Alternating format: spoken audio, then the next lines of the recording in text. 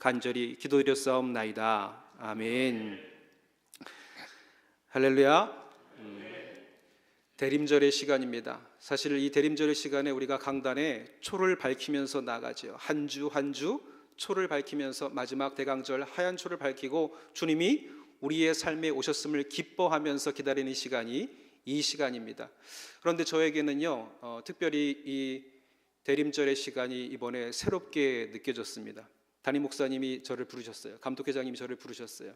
부르시자마자 부산에 자리가 났어. 갈래? 물으시는 거예요. 근데 무슨 용기가 났는지 아니면은 무슨 생각이었는지 말씀대로 순종하겠습니다. 그렇게 얘기를 드렸어요. 그리고 나서 그날 밤 이틀 밤이 지났는데 마음이 두려움이 갑자기 몰려오는 거예요. 너 부산 가본 적 있어? 한 번밖에 못 가봤잖아. 저 영도대교 처음 다시 개통할 때에 그때 10년 전에 가보고 처음이잖아. 연고도 없잖아. 아는 사람도 없잖아. 그러고 나니까 덜컥 겁이 나는 거예요. 걱정과 염려가 밀려옵니다. 우리 딸들은 어떻게 생각할까? 크레한테 물어봤어요. 라엘아, 너 멀리 이사 가게 될 거야. 너 괜찮아?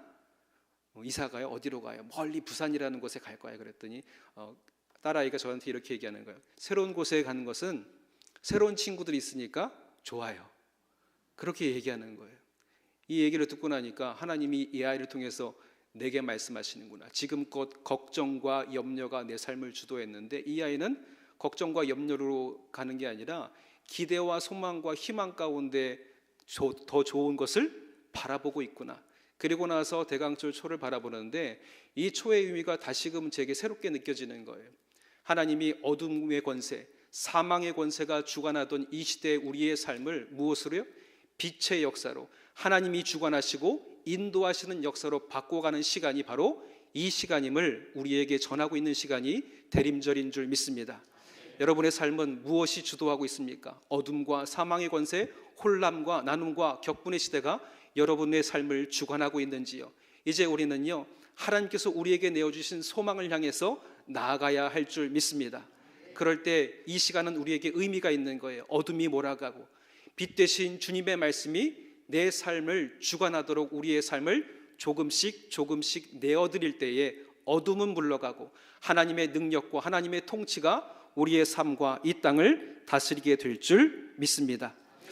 오늘 다윗은 이 시편 122절에 성전에 올라가는 향해 올라가는 이 노래를 부르고 있어요. 다윗의 삶이 얼마나 어지러웠습니까? 압살롬에게 배신을 당하고 맨발로 쫓겨나야 했던 슬픈 시간도 보냈습니다. 그런데 그 모든 것을 다 이제 정리하고 성전에 올라가는 거예요. 성전에 올라가는데 얼마나 그 마음이 감격과 기쁨이 가득했을까요? 여러분, 오늘 이 성전에 올라오는 여러분들의 마음은 어떠셨습니까? 저도 떨고 있는데 아까 방송도 떠는 것 같더라고요. 그리고 우리 강두경 장로님 기도하시는데 보통 우리 말씀을 전하시는 목사님의 갑절의 영감을 허락하여 주시옵소서 하는데 7배나 허락하여 주시옵소서 해서 부담이 확 왔습니다.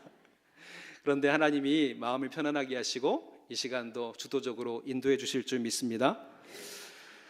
이 다윗의 마음, 어려웠던 마음이 이제 빛으로 밝혀지기 시작하는 거예요. 무엇을 볼 때요? 저 예루살렘 성전을 바라보면서 그 성전이 점점 더 가까이, 내 눈에 가까이 다가오니까 어두웠던 마음, 지난날에 묶여지고 지난날에 배신당했던 그 슬픔과 아픔의 마음이 조금씩 내 시야에 들어오는 성전으로 인하여서 기쁨으로 채워지고 있는 거예요. 오늘 이 말씀 가운데 주님을 기다리고 성전을 기다렸던 다윗의 이 마음을 함께 읽어내면서 은혜와 교훈을 얻고자 합니다. 우리는 어떻게 기다려야 될까? 첫 번째로는 주님을 사랑하며 우리가 기쁨으로 기다릴 수 있다는 거예요. 주님을 사랑하며 기쁨으로 기다릴 수 있다. 시편 122편, 절기를 지키기 위해서 모여던 경건한 무리들이 이 예루살렘 성전에 오를 때 이 찬양을 드리면서 올랐다고 합니다. 그리고 다윗의 이 기쁜 마음을 오늘 첫 번째 1절에 이렇게 표현하고 있어요. 사람이 내게 말하기를 여호와의 집에 올라가자 할 때에 내가 기뻐하였도다. 언제 기뻐했다고요? 야, 우리 여호와의 집에 올라가자, 우리 성전에 가자, 교회에 가자. 이 말을 들을 때에 이 왕된 최고의 권력자 이 다윗이 가장 기뻐했다라는 겁니다. 메투엘이라는 사람이 이렇게 얘기합니다. 예배로의 초청에 대해서 하나님이 기뻐하시는 일이며 하나님의 백성들의 마음을 서로 격려하고 고무시키는 것이 바로 예배로의 초청이다. 다윗은 하나님의 성전에 있기를 늘 사모했어요. 그리고 간절히 바라고 있던 이 마음이 혹 나만의 마음이지 않을까 걱정하고 있던 이때에 주변에 있던 신하들이, 주변에 있던 사람들이 왕의 권위와 그것과 상관없이 저 성전에 함께 오르지 않겠는가, 그 다윗에게 요청하고 있는 거예요. 여러분, 이것이 얼마나 기뻤을까요?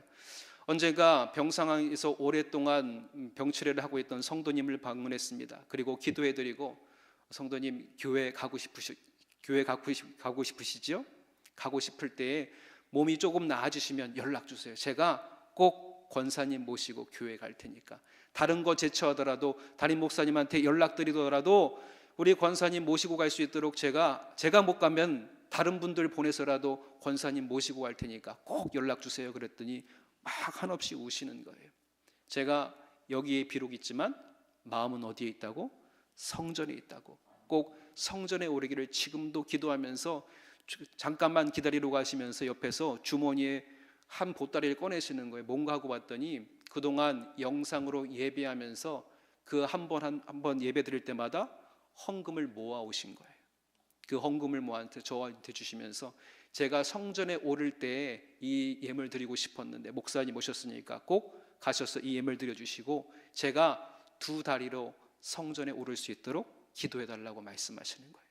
여러분, 오늘 우리가 아무런 생각 없이 앉아있는 이 자리는 누군가가 그토록 간절히 바라는 하나님의 성전인 것을 다시 한번 마음에 새기시기를 주님의 이름으로 축원드립니다. 여러분, 그런데 오늘 우리가 이 성전에 앉아 있는 거예요. 그토록 그들이 바라던 이 성전 안에. 오늘 2절에 보니까 예루살렘아 우리 발이 이 내 성문 안에 섰도다. 이게 감격인 거예요. 그동안 바라볼 수밖에 없고 들어설 수 없는 이 성전 안에 내 발이 있고 내가 여기에 있는 것이 기쁨이고 은혜임을 다윗은 고백하고 있는 것입니다. 이 기쁨으로 하나 되니까요, 그동안 서운했던 관계에 있던 모든 이들이 하나 되어지고 하나로 묶여지고 그 감격으로 어깨를 둘러매고 기뻐하는 그 모습이 이 성전의 모습이라는 거예요. 그 성전은 건물일 뿐만 아니라 예수 그리스도를 구주로 고백하고 이 성전에 나와서 하나님을 예배하기를 함께 기뻐하는 한 마음을 가진 우리가 하나님의 성전인 줄 믿습니다. 그러기에 이 마음으로 우리가 하나 되어 함께 조밀하게 지어져 가는 거예요. 성전을 향한 이 간절한 마음이 우리 안에 진심으로 하나님께 고백되어질 때에 우리는 이곳에서 더욱더 견고하게 지어져 가게 될 줄 믿습니다. 오늘 이 성전을 향한 마음, 마치 여인을 향한 마음에 빗대어서 다윗은 표현하고 있어요. 얼마나 아름다운 여인이게 기다려지고 또 만나고 싶은 거예요. 소시적 생각나시던가요? 내 남편, 내 아내, 그를 만나기 위해서 달려갔던 그 시절, 그때의 설레임. 다윗은 그와 같은 마음으로 지금 성전에 달려가고 싶은 거예요.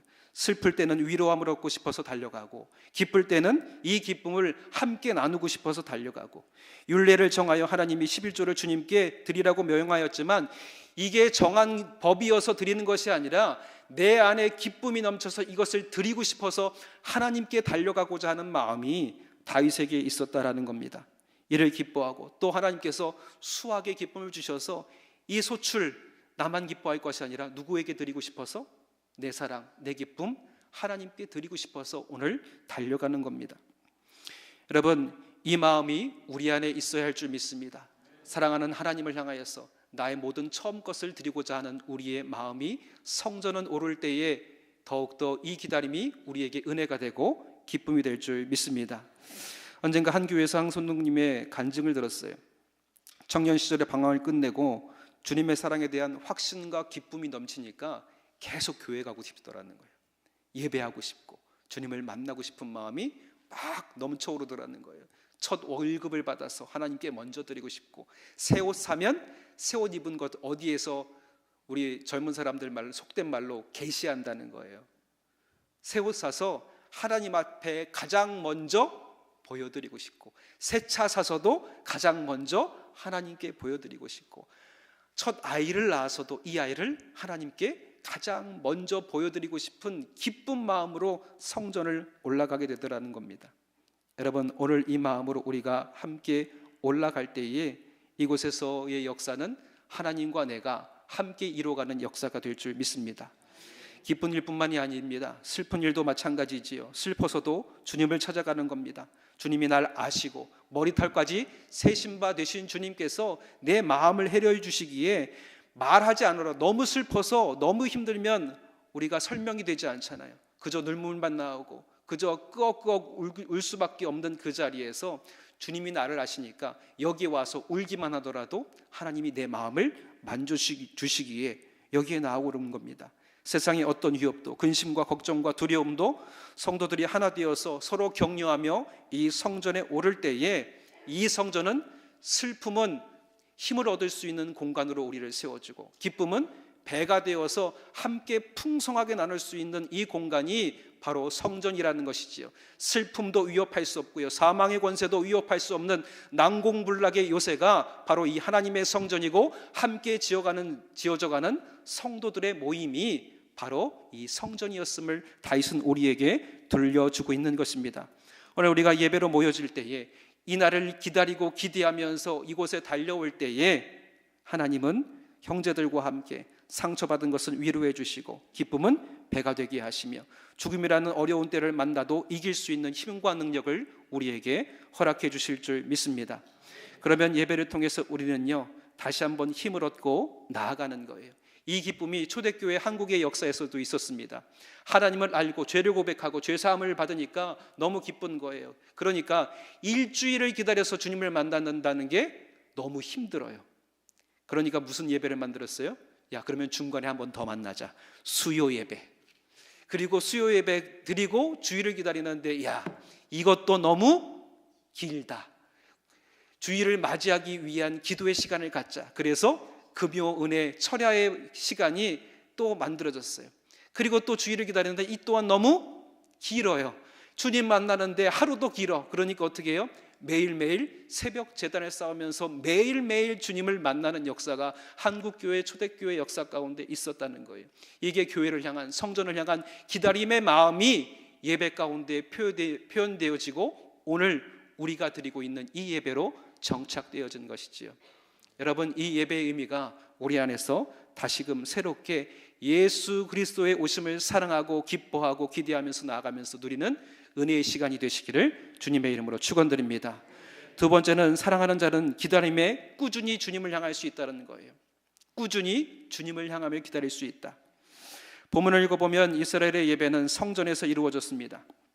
우리의 예배는 철저히 하나님 안에서 주님이 원하시는 방법과 뜻 안에서 이루어져야 함을 우리에게 보여주는 것이지요. 예배는 감정대로의 예배가 아닙니다. 전례대로 행하는 것이 예배라는 것을 오늘 다윗은 우리에게 분명히 하고 있습니다. 기분이 좋다 하여서, 때로는 기분이 나쁘다 하여, 또 기분에 따라 드려지는 것이 아니라 4절에 보니까 지파들, 곧 여호와의 지파들이 여호와의 이름에 감사하려고 이스라엘의 전례대로 그리로 올라갔더라. 전례대로 행하진 하나님의 율례의 말씀 따라 이루어진 때에 걸맞는 예배, 각 절기에 맞게 각 전례대로 하나님의 말씀대로 치우치지 않고 드려진 꾸준한 예배를 오늘 우리에게 전하고 있습니다.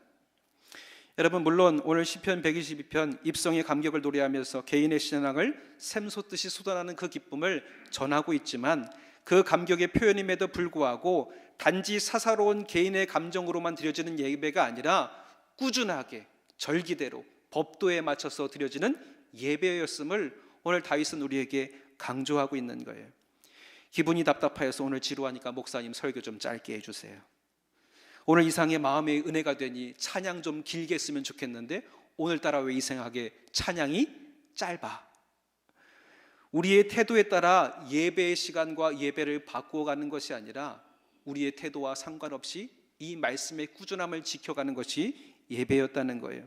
그런데 때에 따라 정해진 이 예배가 우리에게 힘이 되는 것은 무엇이냐면, 슬픔 가운데 찾아든 인생일지라도 찬양으로 그의 마음을 조율하고, 기쁨 가운데 찾아든 인생은 성도들과 함께 그것을 나누어 갈 수 있도록 이 성전의 예배가 하나님의 말씀에 따라 지어지고 견고하게 세워졌다는 것을 우리가 기억해야 할 줄 믿습니다.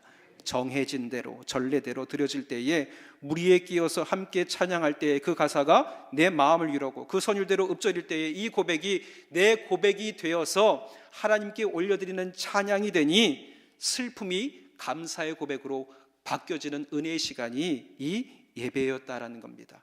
그래서 이 예배가 우리의 삶을 지탱해 준다는 거예요. 담임 목사님께서 이 부암교회 성도님을 저에게 자랑하시면서 그렇게 말씀하셨어요. 부암교회 성도님들은 헌신과 또 이 교회를 향한 열정과 말씀에 대한 열의를 가지고 이 성전과 예배를 지켜오신 분들이다. 어떻게 지킬 수 있었습니까? 예배를 지켰기에 가능한 것인 줄 믿습니다. 우리가 아무리 코로나라는 긴 시간 동안 정부에서 세상에서 함께 붙어있는 곳조차 터부시하면서 바라볼 때에 성전을 지켰던 다윗과 같은 마음이 있었기에 말씀대로 규례대로 전례대로 정한대로 우리가 이 자리를 지켰기에 이 은혜가 지금도 여러분들을 통해서 흘러가고 있는 줄 믿습니다. 그래서 시편 가운데서도 그렇게 고백하는 거예요. 환난 가운데 있을지라도 우리가 성전에 올 때에 하나님은 우리의 입술에 새로운 노래를 허락해 주신다고 말씀하셨어요.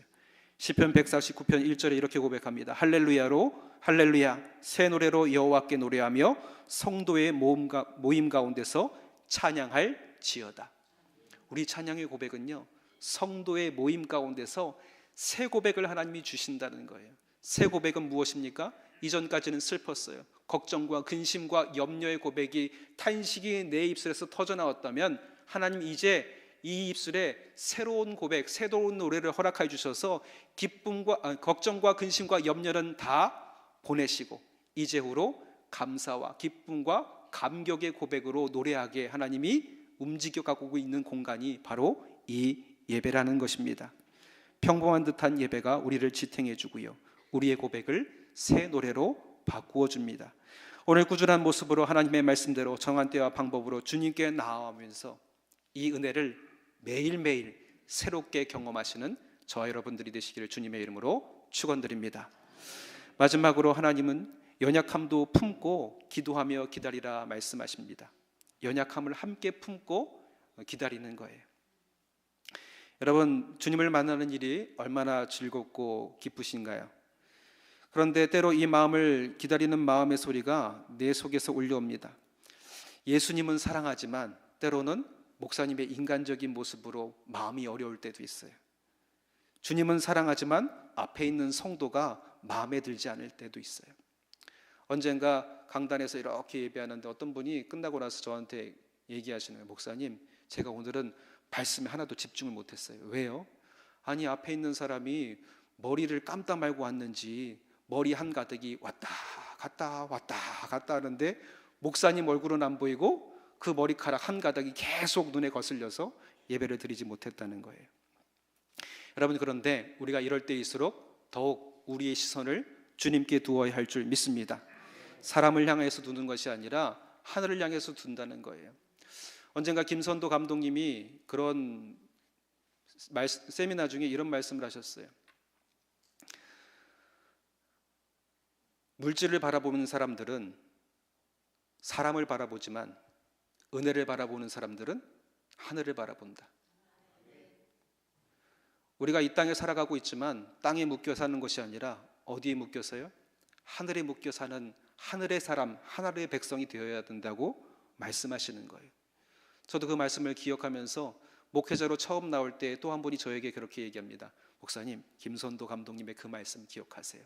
사람을 바라보는 것이 아니라 어디를 바라봐야 된다고요? 하늘을 바라봐야 된다. 아이들 노래 중에 재밀 노래 가사가 있는데 이런 가사였어요. 유치해도 좀 들어주세요. 뿅뿅뿅뿅 뿅아리는 알고 있나 봐. 하나님의 은혜가 얼마나 큰지 물 한 모금 먹고도 하늘을 보내. 여러분, 새들 보시면 아시죠? 막 물을 먹다가 갑자기 고개를 쳐들고 하늘을 바라봐요. 이걸 보고 가사로 표현했는데 새들도 물 한 모금 먹고 이거 감사해서 하늘을 바라보는데 하물며 하나님의 은혜로 지어진 우리는 땅에 묶여진 것이 아니라 누구를 바라봐야 된다고요? 하나님을 바라보면서 이 땅의 연약함은 품고 기도하면서 가야 된다고 오늘 이 성전은 우리에게 말씀해 주고 계십니다. 오늘 5절에 보니까 뭐라고 기록되어 있냐면은 거기에 심판의 보좌를 두셨으니 곧 다윗의 집의 보좌로다 그래요. 4절에 보면은 우리가 감사로 하나님께 올라간다고 얘기했는데 그 감사의 이유가 거기에 심판의 보좌가 있고 다윗의 보좌가 있다는 이 사실이 감사의 내용이래요. 좀 이해가 안 갔어요. 그런데 이게 감사일 수 있는 이유는 무엇이냐면 그 시대도 어려웠고 혼란스럽고 질서가 없는 시대에 하나님의 정의와 공의가 왕권의 자리인 다윗의 왕자를 통해서 통치되고 다스림이 이 시대 백성들에게 기쁨이고 감사였고 은혜였다라는 겁니다. 여러분, 하나님의 다스림이 우리에게 임할 때 이것이 우리에게 감사인 줄 믿습니다. 나라를 위해서도 기도하는 거잖아요. 하나님, 우리가 이 나라를 위해서 기도합니다. 하나님이 통치하시고 하나님이 다스리는 나라가 되게 하여 주시옵소서. 이 기도가 이루어질 때에 우리가 하나님께서 이루신 역사로 인해서 감사하게 될 줄 믿습니다. 어떤 분이 그렇게 얘기하는 거예요. 제가 이거는 정치를 얘기하는 것이 아닙니다. 하나님, 이 어려운 시기가 하나님의 뜻이더라면 하나님이 뜻이 이루어지기까지 다 하게 하시고 모든 혼란의 끝자리에 하나님께서 또다시 이것을 다스려 주셔서 모든 것이 잠잠케 되고 평안케 하여 주시옵소서. 저는 그분의 기도에 함께 저도 모르게 아멘 했습니다. 이 시대의 혼란스러움이 또한 우리를 하나 되게 하시고 하나님을 붙들고 기도하게 하시는 하나님의 뜻이라면 그 뜻이 이루어지기까지 다 하게 하시고 모든 성도들이, 이 땅의 백성들이 하나님을 기억하고 주님을 붙들 때에 그 뜻이 이루어지는 순간에 다시금 잠잠케 하시는 하나님의 역사를 허락하여 주시옵소서. 여러분, 이제 우리가 예루살렘의 평안을 구하는 이 다윗과 같이 시대의 평안을 위하는 기도를 우리가 함께 나아가는 것이고요, 또 함께 지어져가는 우리의 이웃의 평안을 위해서 함께 기도하면서 기다리며 기도하고 품고 나아가야 한다는 겁니다. 이럴 때 이 교회가 긴밀하고 잘 연결되어져서 조밀하게 하나 되는 견고한 하나님의 성전이 되어가게 될 줄 믿습니다. 시인이 예루살렘을 위하여 평안을 구하라고 계속해서 기도하고 있어요. 여러분, 왜 예루살렘의 평안을 위해서 기도하라고 했을까요? 그 시대만큼은 이 예루살렘에도 평안이 없었다라는 것이지요. 때로는 이방인들의 침입이 또 노략질 등이 이 예루살렘의 평화를 깨트리는 요소이기도 했습니다. 여러분, 교회도 마찬가지지요. 비록 하나님을 믿는 성도들이 모인 곳이지만 그곳에서는 항상 악한 세력들의 유혹과 음모가 도사리고 있습니다. 왜냐하면 이것도 땅의 영역이기 때문이에요. 언젠가 한 분이 자기는 교회를 절대 안 나가겠대요. 전도할 때마다 계속 거절하시는 거예요. 그래서 제가 물었어요. 도대체 무슨 교회와의 악연이 있길래 교회 안 가려고 하시냐? 보니까 내 돈 띄어먹고 간 그 놈도 교회에 있더라는 거예요. 그래서 교회는 다 이상한 사람들이 그래서 제가 그분에게 말씀드렸어요. 맞아요. 교회는 다 부족하고 연약하고 죄된 사람들, 흠 많은 사람들이 모이는 곳이에요. 그래서 하나님의 사랑이 넘치는 곳이 교회예요. 성도님도 연약하시잖아요. 부족하잖아요. 그래서 교회 가는 거예요. 온전한 사람들은 교회 갈 이유가 없어요. 하나님이 부족하고 연약하고 병든 자들 깨끗하게 하시고 치료하시기 위해서 초청하는 거예요. 그랬더니 머리를 극적극적 하시면서 가시는 거예요. 여러분, 오늘 우리가 모인 이곳은 연약한 사람들이 함께 있는 곳입니다. 내가 완전해서 있는 것이 아니라 서로를 위해서 품고 기도하면서 가는 것이지요. 언젠가 팩트플리니스라는 책을 읽고 있는데 거기에서 이런 얘기가 나와요. 막 시끄러워서 보니까 싸우고 있어요. 왜 싸우고 있나 봤더니 3층 사는 사람이 야, 우리 집 제일 높아. 그랬더니 옆에 보니까 5층 사는 사람들이 이렇게 얘기하는, 야, 3층 가지고 뭐가 높다고, 우리 집 5층이야. 그랬더니 또 옆에 있어, 야, 바닥에 사는 것들이 난리다 난리. 야, 10층 정도는 돼야지. 거기서 막 자기 집이 높다고 막 싸우고 있어요. 그때 저 옆에 100층 건물 위에서 맨 꼭대기 사는 사람이 이것을 보면서 쟤네들 저기서 뭐 하는 거야? 그렇게 바라보면서 얘기하더라는 거예요. 여러분, 이 얘기가 뭐냐면 하나님이 우리를 바라보실 때 어떨까요? 네가 낫다, 내가 낫다, 못났네, 잘났네, 우리가 싸고 있는 우리 모습을 하나님이 바라보실 때는 더 나은 자도 더 못한 자도 없이 똑같이 이 바닥에 죄된 인생일 뿐이라는 겁니다. 여기에 강단에 서 있는 저 또한 마찬가지지요.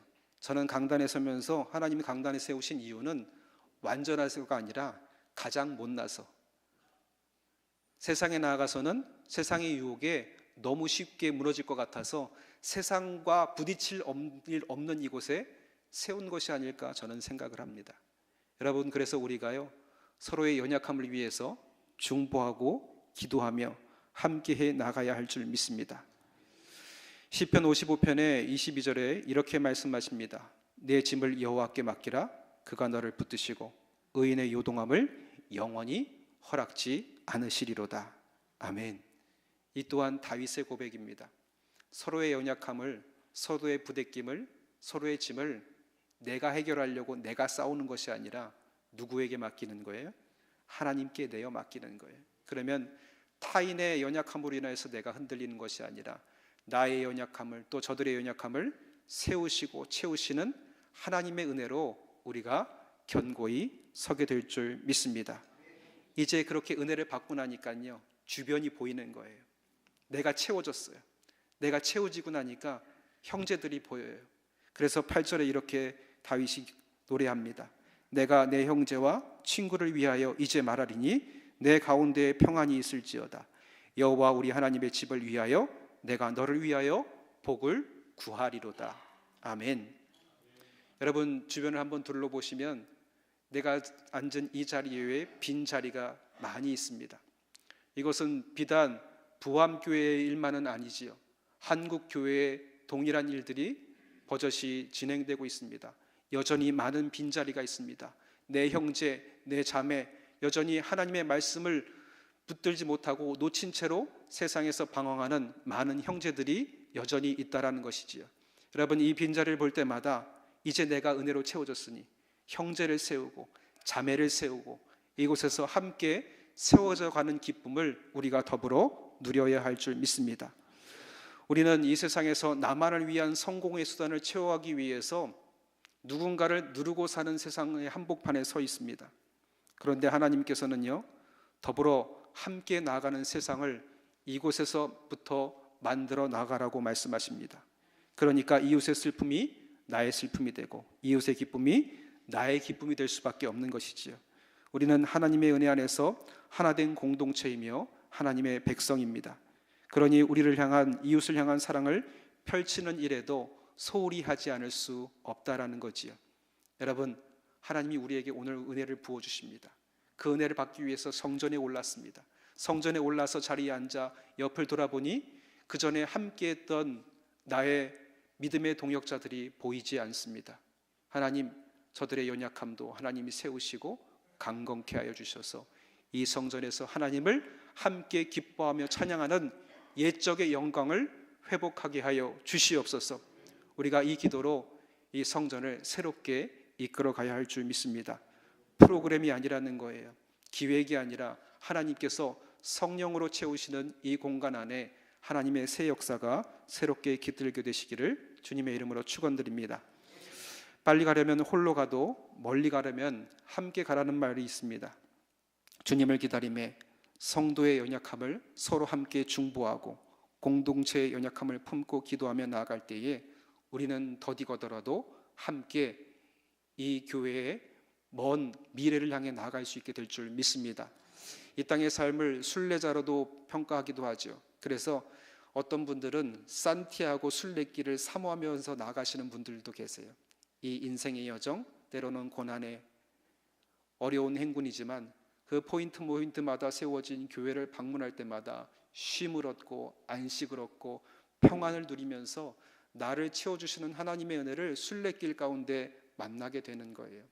오늘 우리의 인생의 여정, 하나님의 예배의 자리, 기도의 자리, 말씀의 자리, 나눔의 자리, 속회 가운데 또 새벽의 예배 가운데 그 순간을 잊지 않고 삶의 여정 가운데 이정표에 하나님을 만나는 시간들을 곳곳에 배치해 두는 거예요.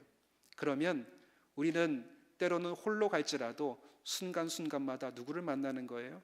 그 현장에서 함께 믿음으로 걸어가는 동역자들을 만남에 외롭지 않고 오랜 시간 함께 저 천국의 성전을 향하여 나아갈 수 있는 기쁨이 우리 안에 넘치게 될 줄 믿습니다.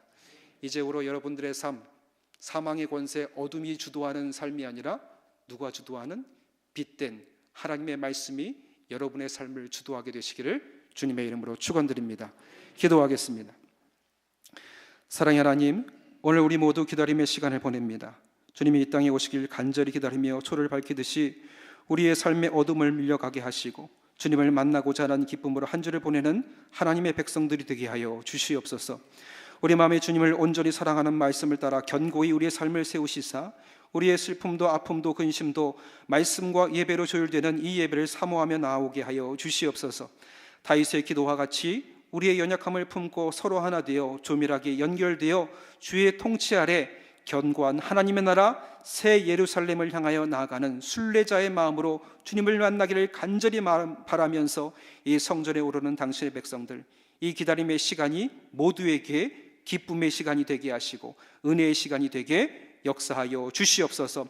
어둠과 사망의 권세를 몰아내고 말씀과 빛의 역사로 우리의 삶을 주도하여 주실 것을 믿사오며 감사드리며 예수님의 이름으로 기도드렸사옵나이다. 아멘.